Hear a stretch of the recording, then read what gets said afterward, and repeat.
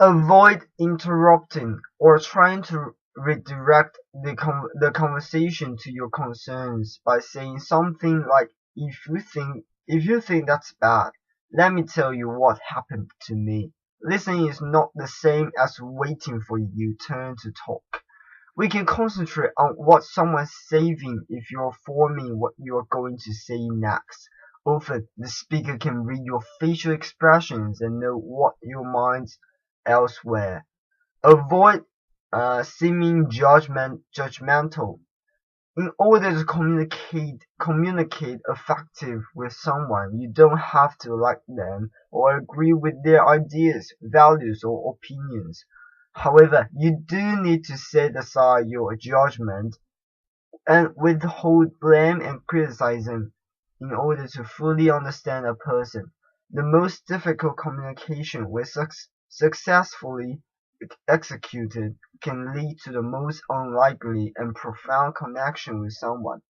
Show your interest in what's being said, not occasionally. Smile at the person and make sure your posture is open and inviting.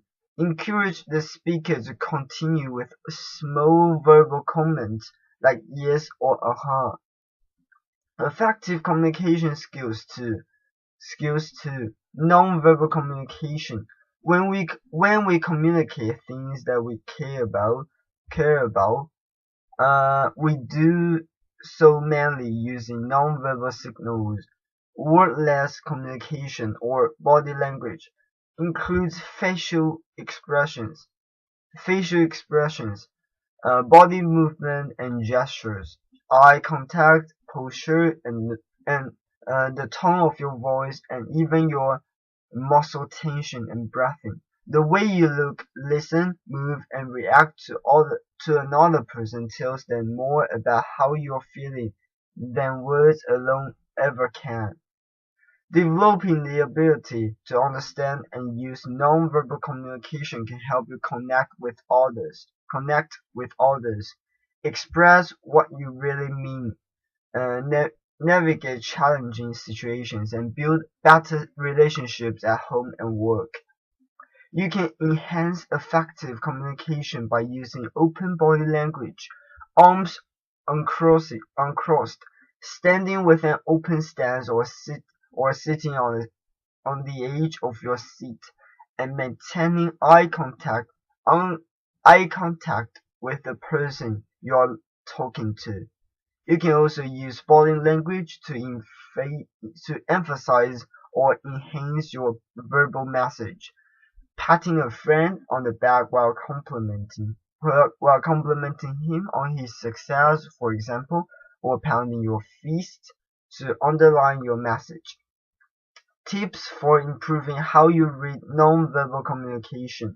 Practice observing people in public places such as shopping mall, bus, train, cafe, restaurant, or even on television talk show with the sound muted.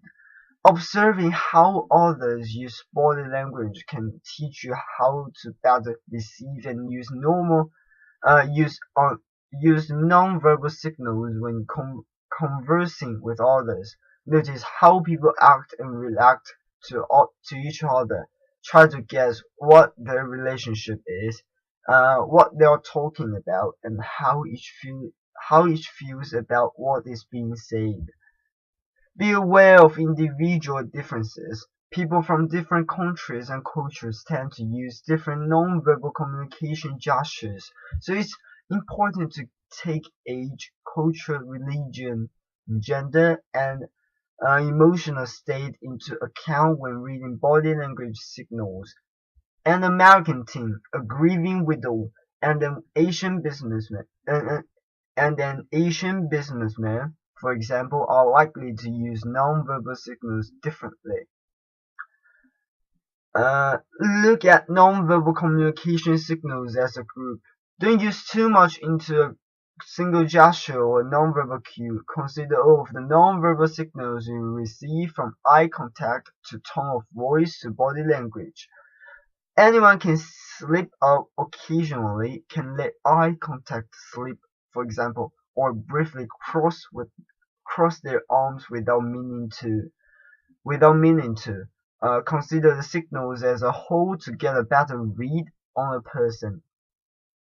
Tip for improving how to deliver nonverbal communication. Use nonverbal signals that match up with your words. Nonverbal communication should reinforce what is being said, not contradict it. Uh, if you say one thing, but your body language says something else, your listener will likely feel you're being dishonest. For example, you can't say yes while shaking your head no. Adjust your nonverbal signals according to the context. The tone of your voice, for example, should be different when you are addressing a child than when you are addressing a group of adults. Similarly, take into account the emotion state and cultural background of the person you are interacting with. Use body language to convey positive feelings. Even when you are not actually experiencing them, if you are nervous about a situation, a job interview, important presentation, or first date, for example, you can use positive body language to signal confidence, even though you are not feeling it. Instead of tentatively entering a room with your head down, eyes averted, and sliding into a chair. Try standing tall with your shoulders back, smiling and maintaining eye contact, and delivering a firm handshake. It will make you feel more self-confident and help to put the other person at ease. Effective communication skills 3. Managing stress. In a small doses, stress can help you perform under pressure. However, when stress becomes constant and overwhelming, it can hamper effective communication by disrupting your capacity to think clearly and creatively and act appropriately. When you are stressed, you are more likely to misread other person, send confusing or off-putting nonverbal signals, and lapse into unhealthy knee-jerk patterns of behavior.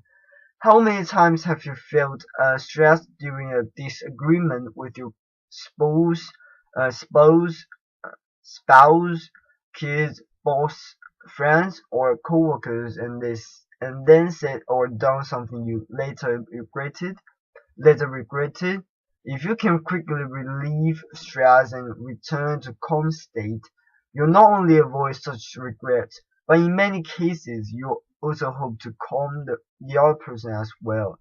It's only when you are in a calm, relaxed state that you will be able to know whether the situation requires a response, or whether the other person's signals indicated or would be better to remain silent.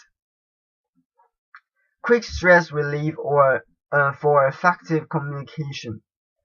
Uh, when when stress strikes, you can't always temper it by taking time out to meditate or go for a run. Especially if you are in the middle of the meeting with your boss or an argument with your spouse, for example. By learning to quickly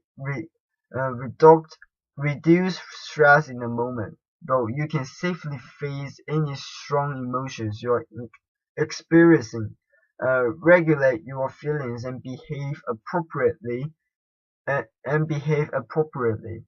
When you know how to maintain a relaxed and energized state of awareness, even when something upsetting happens, you can remain emotionally available and engaged.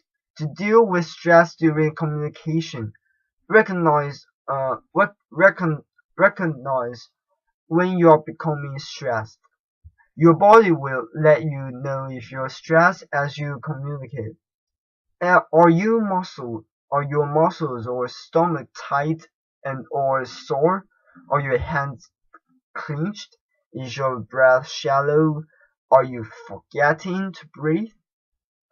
Take a moment to calm down before deciding to continue a conversation or postpone it. Bring your senses to the rescue and quickly manage stress by taking a few deep breaths, clenching and relaxing muscles, or recalling a soothing, sensory-rich image. For example, the best way to rapidly and reliably relieve stress is through the senses: sight, sound, touch, taste, and smell. But each person responds differently to sensory input, so you need to find things that are soothing to you. Look for humor in the situation. When used appropriately, humor is a great way to relieve stress when communicating. When you or those around you start taking things too seriously, find a way to lighten the mood or by sharing a joke or amusing story. Be willing to compromise. Sometimes if you can both bend a little, you'll be able to find a happy middle ground that reduces the stress levels for everyone concerned. If you realize that the other person cares much more about something than you do, compromise may be easier for you and a good investment in the future for the relationship.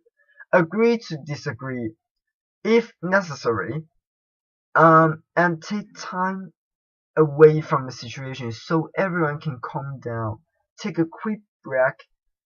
Take a quick break and move away from the situation. Go for a stroll outside if possible, or spend a few minutes meditating.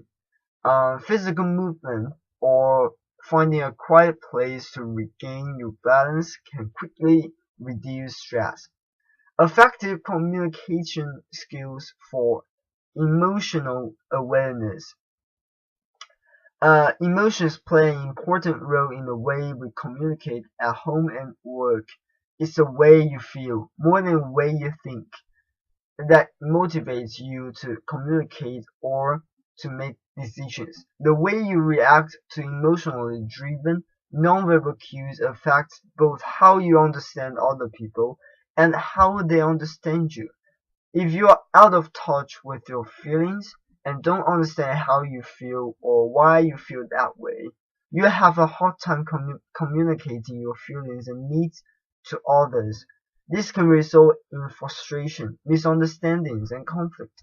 When you don't address what's really bothering you, you often become embroiled in petty squabbles instead, arguing with your spouse about how the towels should be hung, for example, or with a coworker about whose turn it is to restock the copier. Emotional awareness provides you the tools needed for understanding both yourself and other people, and the real messages they are communicating to you. Although knowing your own feelings may seem simple, many people ignore or try to sedate strong emotions like anger, sadness, and fear. But your ability to communicate depends on being connected to these feelings. If you're afraid of strong emotions, or if you insist on communicating only on a rational level, it will impair your ability to fully understand others, creatively problem solve, resolve conflicts, or build an affectionate connection with someone. How emotional awareness can improve effective communication. Emotional awareness, the consciousness of your moment to moment emotional experience, and the ability to manage all of your feelings appropriately in the basis of effective communication. Emotional awareness helps you understand and empathize with what is really troubling other people. Understand yourself, including what's really troubling you and that you really want. Stay motivated to understand and emphasize and empathize with the person you're interacting with, even if you don't like them or their message. Communicate clearly and effectively, even when delivering negative messages. Build strong, trusting, and rewarding relationships. Think creatively, and solve problems and resolve conflicts. Effective communication requires both thinking and feeling. When emotional awareness is strongly developed, you will know what you are feeling without having to think about it, and you will be able to use these emotional cues to understand what someone is really communicating to you and act accordingly. The goal of effective communication is to find a healthy balance between your intellect and your emotions, between think and feeling. Emotional awareness is a skill you can learn. Emotional awareness is a skill that, with patience and practice, can be learned at any time of life. You can develop emotional awareness by learning how to get in touch with difficult emotions and manage uncomfortable feelings, including anger, sadness, fear, disgust, surprise, and joy. When you know how to do this, you can remain in control of your emotions and behavior, even in very challenging situations, and communicate more clearly and effectively.